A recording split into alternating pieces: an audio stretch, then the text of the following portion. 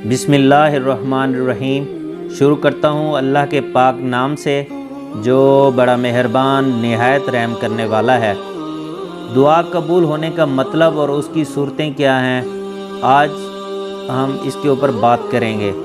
بہت سے لوگ ناواقفیت سے قبولیت دعا کا مطلب صرف یہ سمجھتے ہیں کہ بندہ اللہ تعالیٰ سے جو کچھ مانگے وہ اس کو مل جائے، اور اگر وہ نہیں ملتا تو سمجھتے ہیں کہ دعا قبول نہیں ہوئی۔ یہ بہت بڑی غلط فہمی ہے۔ بندے کا علم بے حد ناقص ہے، بلکہ اپنی خلقت کے لحاظ سے وہ ظلم و جہول ہے۔ بہت سے بندے ہیں جن کے لیے دولت مندی نعمت ہے، اور بہت سے ہیں جن کے لیے دولت فتنہ ہے۔ بہت سے بندے ہیں جن کے لیے حکومت اور اقتدار قرب خداوندی کا وسیلہ ہے، اور حجاج اور ابن زیاد کی طرح بہت سے ہیں جن کے لیے حکومت اقتدار خدا سے دوری اور اس کے غضب کا سبب بن جاتا ہے۔ بندہ نہیں جانتا کہ کیا چیز میرے لیے بہتر ہے اور کیا میرے لیے فتنہ اور زہر ہے، اس لیے بسا اوقات وہ ایسی چیزیں اللہ تعالیٰ سے مانگتا ہے جو اس کے لیے بہتر نہیں ہوتیں، یا اس کا عطا کرنا حکمت الہی کے خلاف ہوتا ہے۔ اس لیے اللہ تعالیٰ جو حکیم و دانا ہے، یہ بات اس کے علم و حکمت کے خلاف ہے کہ ہر بندہ جو مانگے وہ اسے ضرور عطا فرما دے۔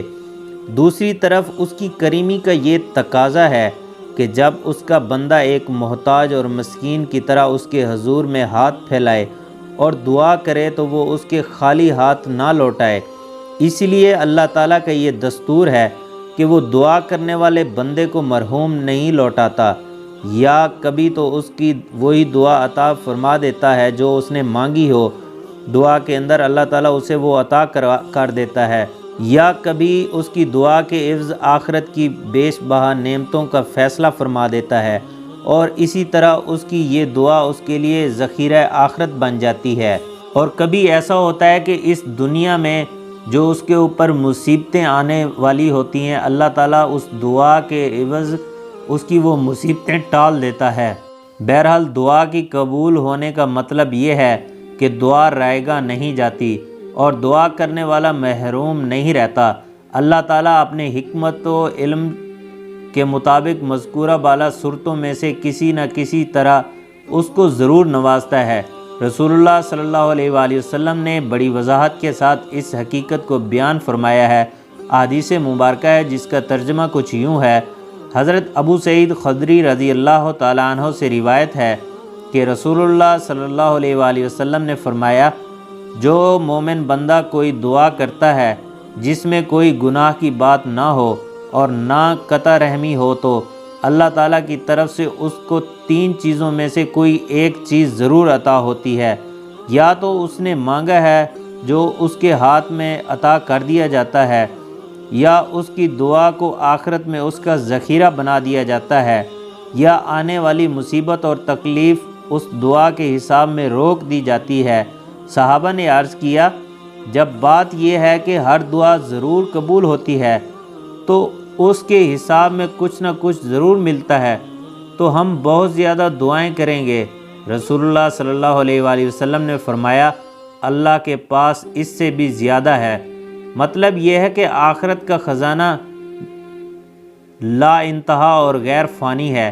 اگر سارے بندے ہر وقت اس سے مانگیں اور وہ ہر ایک کو عطا فرمانے کا فیصلہ کرے تو اس کے خزانہ میں کوئی کمی نہیں آئے گی۔ تو ہمیں بھی ہر وقت اللہ تعالیٰ سے اپنی بخشش کی دعا مانگنی چاہیے اور بہتری کی دعا کرنی چاہیے کہ اللہ تعالیٰ ہمیں توفیق دے، ہمیں ہدایت دے نماز پڑھنے کی اور اللہ تعالیٰ سے مانگنے کی۔ اللہ ہم سب کو لازمی طور پر عطا کرے گا، کسی کو دیر سے ملے گا، کسی کو جلد دے گا، تو صبر کا دامن کبھی بھی ہاتھ سے نہ چھوڑیے۔